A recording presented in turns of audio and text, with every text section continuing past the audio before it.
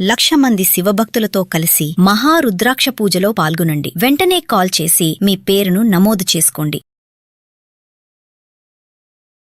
నమస్తే, welcome back to Suman TV. Present మనతో పాటున్నారు analyst మందర కృష్ణారెడ్డి గారు. నమస్తే సార్. నమస్తే అమ్మా. సార్, మనం చాలా వీడియోలో రేషన్ కార్డు గురించి మాట్లాడుకున్నాము. అంటే రేషన్ కార్డు ఉన్న వాళ్ళకి ఎటువంటి అక్రమాలు జరగకుండా సార్థక్ పీడిఎస్ పథకం అనేది ఒక కొత్తది తీసుకురావడం జరిగింది. ఏంటి సార్ అసలు ఈ సార్థక్ పీడిఎస్ పథకం అంటే ఏంటి? ఒకసారి డీటెయిల్గా దాని గురించి మాట్లాడు. ఇప్పుడు పీడిఎస్ అంటే పబ్లిక్ డిస్ట్రిబ్యూషన్ సిస్టమ్ అంటాం. అంటే నిత్యావసర వస్తువుల పంపిణీ. దేశంలో ఎవరు కూడా ఆకలితో చనిపోకూడదనే ఉద్దేశంతో రైట్ టు ఫుడ్ అనేటువంటి ఒక చట్టం ద్వారా ఆ క్లాజ్ కింద ప్రతి ఒక్కరికి తిండి గింజలు, వంటకు కావాల్సినటువంటి కొన్ని పదార్థాలు రేషన్ దుకాణం ద్వారా దేశమంతా కూడా పనిచేయటువంటి వ్యవస్థని సెంట్రల్ గవర్నమెంట్ ఇందిరాగాంధీ టైం నుంచి తీసుకొచ్చింది. అప్పటి నుంచి దాన్ని అమలు చేయడం మొదలుపెట్టారు. దీంట్లో అనేక రకాల అవకతవకలు జరుగుతున్నాయి. కోట్లాది రూపాయల కుంభకోణాలు. మీ బియ్యాన్ని మీరే సేకరించుకోండి, మీరే అమ్మండి, మీ గోడౌన్లో పెట్టుకోండి, మీ మిల్లర్స్ ద్వారానే దాన్ని బియ్యంగా మార్చుకోండి అని చెప్తారు. సేకరించే దగ్గర దీంట్లో చాలామంది అవకతవకలకు పాల్పడుతున్నారు.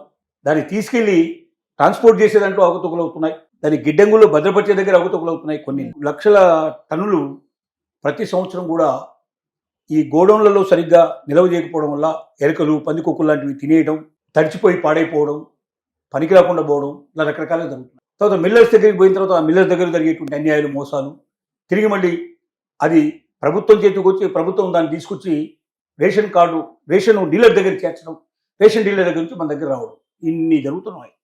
దీంట్లో లక్షల టన్నులు ప్రతి సంవత్సరం కూడా కొన్ని పబ్లిక్ ఇవ్వకుండానే ఇచ్చినట్టుగా, ప్రజలకు చేరకుండానే చేరినట్టుగా ఫాల్స్ స్టేట్మెంట్ క్రియేట్ చేసేసి దాన్ని పక్కదారి బట్టి చేసేసి దాన్ని పాలిష్ కొట్టేసేసి విదేశాలకి ఆ బియ్యాన్ని అమ్ముతున్నట్టుగా మనకు అర్థమవుతుంది.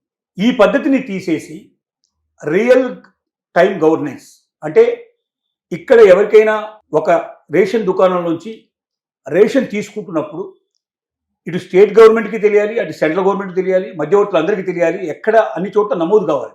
ఎలా అవుతుంది? ఇప్పుడు మనం వేలిముద్రల సాయంతో కానీ కళ్ళు ఐస్ దానిలో కానీ లేకపోతే మొహం ఫేస్ అంతా కూడా ఎక్స్ప్రెషన్ అంతా కూడా ఫేషియల్ ఎక్స్ప్రెషన్స్ వచ్చేటట్టు కానీ ఇట్లా రకరకాల పద్ధతులు. ఈ పద్ధతుల్లో ఒకటి కాకుండా 2-3 పద్ధతులను ఒకేసారి అనుసరించే పద్ధతి ఒకటి, తొందరగా పూర్తయ్యేటువంటి సాఫ్ట్వేర్ ఒకటి, అదే టైం లోపల కస్టమర్ దాన్ని తీసుకుంటున్నట్టుగా స్పష్టంగా కలిపిన ఆధారాలు, అంటే దాన్ని ఎక్కడ డూప్లికేట్ చేయడానికి కానీ ఆ కస్టమర్ తప్ప ఇంకెవడో వచ్చి దాని ప్రకారంగా చేయడానికి కానీ వీలు లేకుండా ఉండేటువంటి పటిష్టమైన భద్రతా పద్ధతిని ఏర్పాటు చేసి ఎక్కడ ఒక దీంట్లోపల అన్యాయాలు, అక్రమాలు జరగకుండా, నేరాలు జరగకుండా నిరోధించేటువంటి పద్ధతికి శ్రీకారం చుట్టుతుంది సెంట్రల్ గవర్నమెంట్. అట్లాంటి సాఫ్ట్వేర్ తయారు చేయించింది. దేశం అంతా అదే సాఫ్ట్వేర్ అనుసరించాలి. ఇప్పుడు ఏ రాష్ట్రానికి ఆ రాష్ట్రం సపరేట్గా సాఫ్ట్వేర్లు పెట్టుకున్నాయి, సపరేట్ ఇన్స్ట్రుమెంట్స్ పెట్టుకున్నాయి.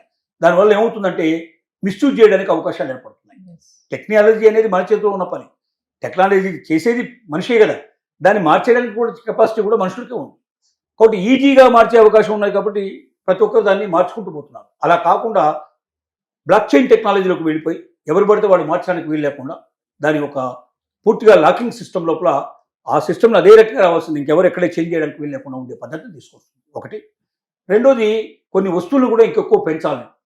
ఇప్పుడు ఇస్తున్న వాటితో పాటుగా సామాన్య మనిషి ఒక రైస్ మాత్రం ఇస్తే తినలేడు కదా, రైస్తో పాటుగా అతను కూర కూడా వండుకోవాలి, ఇట్లాంటివి కూడా కావాలి. కొన్ని ప్యాడీ ప్రొడక్ట్స్ ఇవి కూడా కావాలి. ఏవైనా గేదెలకు, ఆవులకు సంబంధించిన పాడి పరిశ్రమకు సంబంధించిన కూడా ఏమైనా వాళ్ళకి పాలు కానీ లేకపోతే దాంతోపాటుగా పెరుగు కానీ ఇట్లాంటివి చేసుకోవడానికి పాలపొడి కానీ ఇట్లాంటివి కూడా కొన్ని కావాలి. కాబట్టి వీలైనన్ని ఎక్కువ వస్తువులు ఈ పీడిఎస్ ద్వారా సామాన్య ప్రజలకు తక్కువ రేట్లో అందించేటువంటి అవకాశాన్ని కూడా పరిశీలించడం జరుగుతుంది. వీటన్నిటినీ కలిపి ఒకేసారి దీన్ని అమలుపరిచినట్టయితే దీని లోపల లక్షల కోట్లని మనం అరికట్టడానికి అవకాశం ఉంది. రెండోది, నిజమైన ప్రజలకి అందాల్సిన చోట అందుతుంది. ఒకవేళ వాళ్ళు తీసుకోకపోతే తీసుకోలేదు స్పష్టంగా కనబడుతుంది. కాబట్టి దానికంతటి కూడా ఆ లెక్కలు ఉంటాయి, మిగిలిపోయిన దాని కింద లెక్కేస్తారు దాన్ని. కాబట్టి అది ప్రభుత్వానికి మిగిలిపోతుంది.